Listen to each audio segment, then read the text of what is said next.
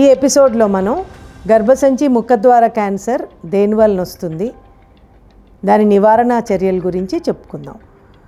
యాక్చువల్గా గర్భసంచి ముఖద్వార క్యాన్సరు ఎక్కువ శాతం కూడా human papilloma virus HPV virus అనే ఒక వైరస్ వలన వస్తుందని చెప్పి కనుక్కున్నారు. ఆ వైరస్ని ఎవరు కనుక్కున్నారో ఒకసారి ఇక్కడ చూద్దురు. కానీ హెచ్పివి అనే హెరాల్డ్ జూర్ హాసన్ అనే ఆయన 2018లో ఆయనకి నోబెల్ బహుమతి కూడా వచ్చింది.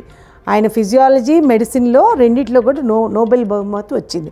ఆయన ఏం కనుక్కున్నారంటే స్థిరంగా ఉండే హెచ్పివి డిఎన్ఏ వలన ఇది అభివృద్ధి చెందుతుంది అని చెప్పి కనుక్కున్నారు.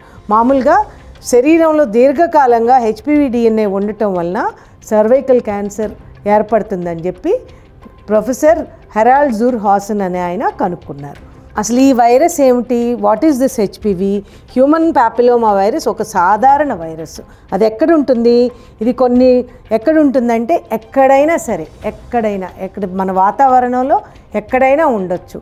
కానీ ఇది కొన్ని రకాల క్యాన్సర్ అంటే ఏంటి, యానల్, వల్వర్, వెజైనల్, పీనైల్ మరియు ఓరోఫెరింజల్ క్యాన్సర్లకు కారణమవుతుంది.